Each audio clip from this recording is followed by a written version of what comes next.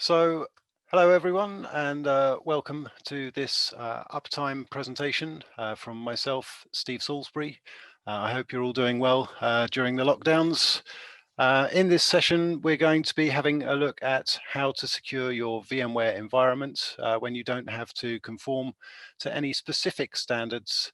So the background to this is that if you've got an environment where, let's say you're an SMB, you've just got one or two admins, your company has a framework that you want to work to, but you're not entirely sure how to be able to implement this in your VMware environment, then that's what we're going to have a look at today, and how you can do this with Runecast Analyzer. But before we move on, I would just like to point out that if you want to ask any questions during the session, I will answer them at the end of the session, and you just need to use the Q&A area in the chat, and yeah, we'll answer the questions at the end. So for the security standards that we're going to look into today, I just want to do a brief overview of what we cover with Runecast Analyzer. We're not going to be looking into VMware hardening guides, as we can't turn these off in Runecast. You can add them to your custom profiles that you're going to want to make. But what we're going to have a look at today is the 7 of the 8 that you can see here in front of us. So please note Cyber Essentials in the bottom right there. It's coming soon. It's not yet in Runecast Analyzer, but ISO 27001 was added 2 days ago. So we can actually utilize that straight away. So other than Cyber Essentials here, everything that you can see is covered by Runecast Analyzer. So let's have a look at what we can consider for our individual needs for our environments. So DSSSTIG. DISA is a combat support agency providing security standards for computer systems and networks that connects to the American Department of Defense. STIGs are, on top of this, a set of configurations and checklists that describe how to minimize network-based attacks and prevent system access. So where we would need to use DSSSTIG is if you connect to the American Department of Defense, either within America or from abroad. This is said to be one of the most stringent security standards that you can comply to. And you could possibly want to use some of the issues that would arise from this, but because we're in Europe, it's very possible that that's not going to affect you. So Pci Dss, this is only required for the payment card industry. It's not actually a legal requirement, so it's not mandated by law. But if these compliance rules aren't followed, then it does leave companies open to more extreme legal measures if taken to court for breaches in security. HIPAA, so this is also an American standard which covers patient data. So basically anyone processing American patient data globally needs to conform to this standard, whether they're inside or outside of the US. BSI IT Grundschutz. So this is the German Federal Office for Information Security. It's required for public and legal sectors within Germany. So again, this standard is required for companies working within or from outside of Germany. If you're working with the German public and legal sectors, then you need to be conforming to this. This is also very largely based on ISO 27001. So CIS is for organizations seeking priority-based results on their security response. So they're generally handy for industries in the IoT domain. They're quite general. I say general, they're quite broad standards. I say this because in many ways they incorporate a lot of what other standards cover, but sometimes in a more general or less granularly structured way, which we'll get to see a little bit later on. So for Nist, again, American, as we can see, this is a voluntary guidance, and it's actually based on other frameworks. So we'll be able to see this again a bit later on, but it does cover both areas of CIS and ISO 27001 compliance. But it's voluntary. It is American, but it does have some great stuff in there. So whilst it's not necessary in Europe, it does cover some important areas of compliance that we might want to apply within our environment. So worth considering depending on your geography. ISO 27001. So as I said earlier, we released this 2 days ago within Runecast Analyzer, and it provides requirements for an information security management system through more than a dozen standards. It was created to enable organizations of any kind, basically to manage the security of assets such as financial information, intellectual property, employee details, or any information that's entrusted to you by third parties. So a very important one throughout Europe. And finally, we have our Cyber Essentials. So as I said earlier, this will be coming into Runecast Analyzer soon. We're very excited about that. And Cyber Essentials is basically a set of controls which, when properly implemented, can provide organizations with the basic protection from the most prevalent forms of threats coming from the internet. There are 2 levels of certification that we can see here. There's Cyber Essentials and Cyber Essentials Plus. So Cyber Essentials is basically required for bids for central government contracts in the UK, which involves handling sensitive and personal information, or for the provision as well of certain technical products and services. So that's a brief, very, very brief overview of what we cover within Runecast Analyzer and the security compliance areas, which we can decide to start to pick and choose from to create our company's own framework. So as you well know, if you're in a small company, they will have their own security framework that they've come up with, and then they're going to pass that over to the sysadmin, who's going to have a look at that. And as the title says, so what are we going to do now? So for the purpose of this presentation, we're going to remove security compliance areas that most companies won't need to comply with. It's important to understand, though, that all of the compliance areas at a higher level, just so that we can understand which are the most relevant to what we want to achieve. So, you know, if we're not dealing with Germany, if we're not dealing with American client data, we don't need HIPAA. If we're not using, processing credit cards, we don't need PCI. Generally, we're not going to need to be looking into the Dss. They're, again, very specialized for America.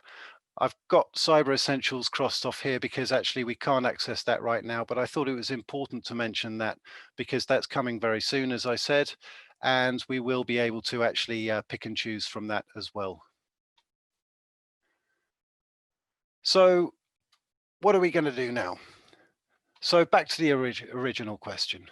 We need to understand our company's security ideals and create a framework which is going to fulfill those requirements. So we can then start to create a custom profile for our own specific framework within our company that's going to be able to satisfy the management level that, we've got our security nice and tight. So we're going to focus, for the purpose of this presentation, I'm just going to focus on 3 specific areas. And that's going to be password complexity, login restrictions, and security patches. So obviously there's going to be more that we're going to want within our environment, but I'm focusing on these 3 as they're relevant to all VMware environments and should be in any company framework of compliance. Okay, so let's start with CIS password conditions. As we can see in the top right-hand corner, just here, I can do a search, and I've searched for password. So what we're looking at here is the CIS password condition, and we can see down here as well that it requires passwords to be 14 or more characters long, and we also need to comprise of at least one character from the 4 distinct character sets. So yeah, that's going to be something that we'd want to consider. And there's also going to be, if we have a look at Nist, so we've got the password conditions here. What we can see, as I was saying, Nist does pick and choose from other security compliance areas. So what we can see here is, again, at least one numeric, one special. So these are the 4, the upper and lowercase, the 4 special characters that we can apply. As I was saying, some of these get a bit more granular. So whilst CIS patches this all into the same one issue, this is for, this is separating out and 15 characters in length rather than the 14 for CIS. But it's interesting to do a search between the different security standards, because as we can see here, this also includes that we can enforce a 60-day maximum password lifetime restriction. So that's also something that personally I would be very interested in putting into my environment. So ISO 27001. Again, we can see that Nist has cribbed off this. We can see the password lengths of the same 15 characters. We've got the 60-day minimum password lifetime restriction, and again we've got the use of our 4 different types of characters. We've got here as well that we can prohibit the use of passwords within 5 iterations. So whilst we're digging in, and this is just for passwords, we can actually see that there's quite a lot of great stuff here that we can pull out for our own security compliance and create our own profile with. So the second area that I was discussing there that we're going to touch on is security patches. So for our security patches, for CIS, we can see these look like they're both the same, but actually if you have a look at the issue ID, they are separate.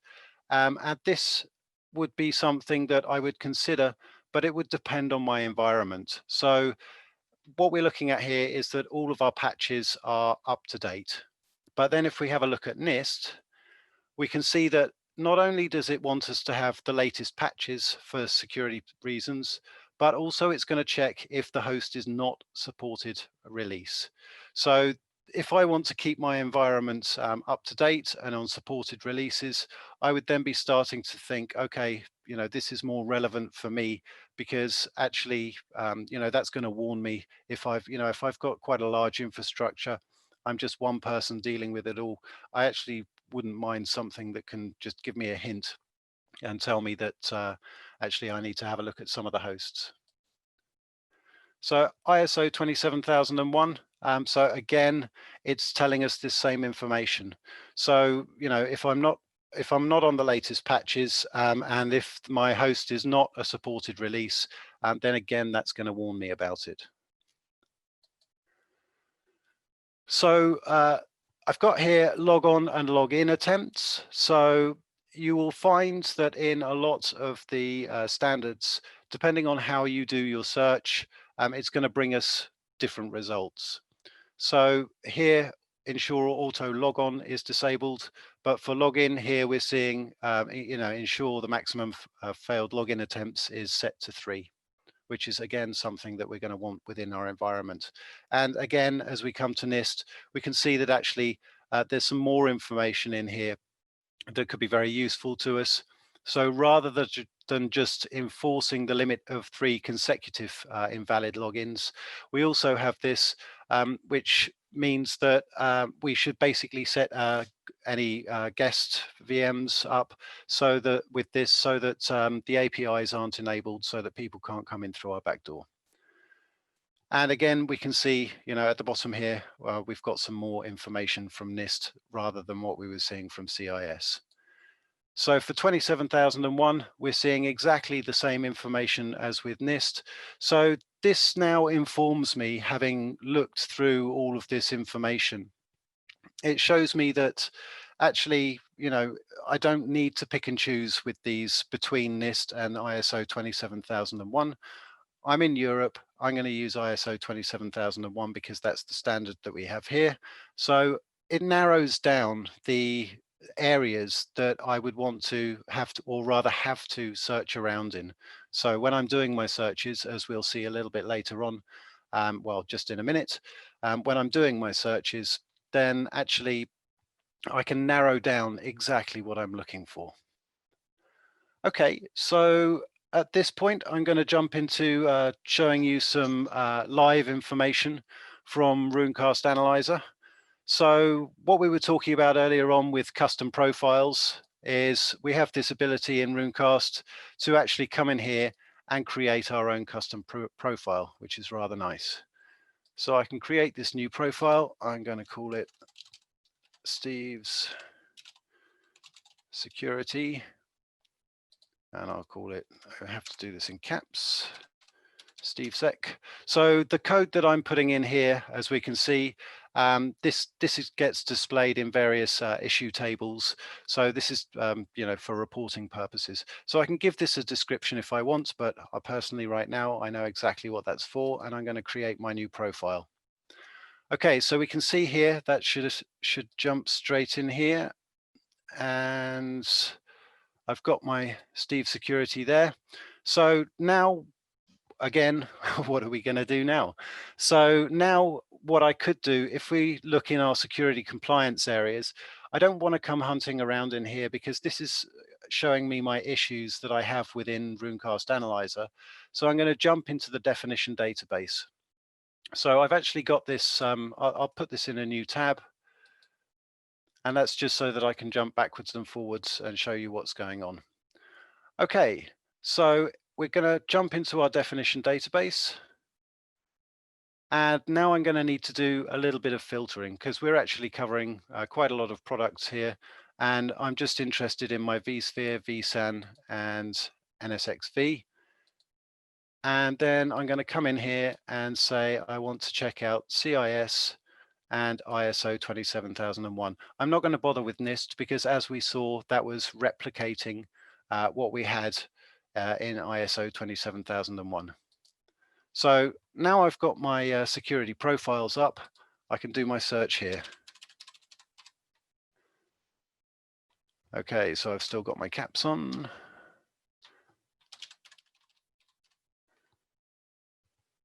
And there we go. So rather than picking and choosing from all of these individual ones and applying them, I'm actually going to, I would consider going here for Nist just for the sake of time. And CIS, sorry. And the reason for that was because it does cover the same individual areas that we have here. Okay, if I want 15 as a minimum, I would choose the ISO, but 14 as a minimum is fine for me. And it's still covering all of those extra keys that I want in there. So I'm just going to copy to my custom profile. So there's Steve's Security.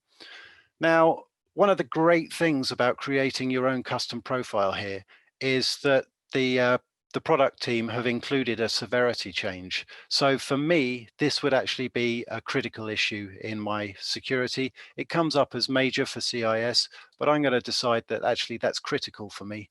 And I can change the title here, but it says everything I need it to say, and I can leave a note if I want to as well, but I'm just going to copy this issue out. So let's just jump back to our custom profiles. And for some reason, I'm not coming up here. Let's do a refresh.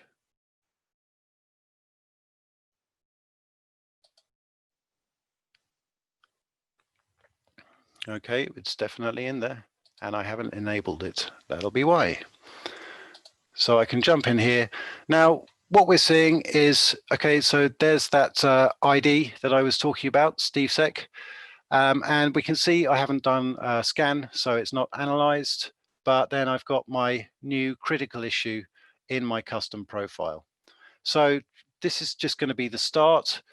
when I jump back in and I decide I want some other areas for my security here. So again, as I was saying earlier, enforce the 60-day maximum password restriction. So this is where we can start getting a bit quicker, and I can copy these into my custom profile. I'm going to say that's critical as well and copy that issue in. So as you can see, for passwords, obviously I could go through this in much more detail, and we could choose many more of these aspects for passwords. But for the sake of time, and because I want to leave you guys time at the end for any questions you may have, so now we can start having a look at security patches.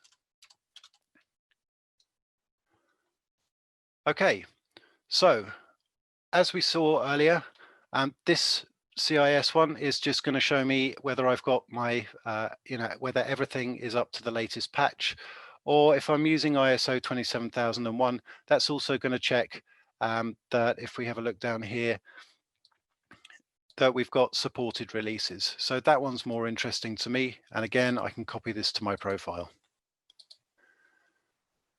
And we can do the same thing as well for our login and log on. So here we go. And we can just copy these straight to our profile.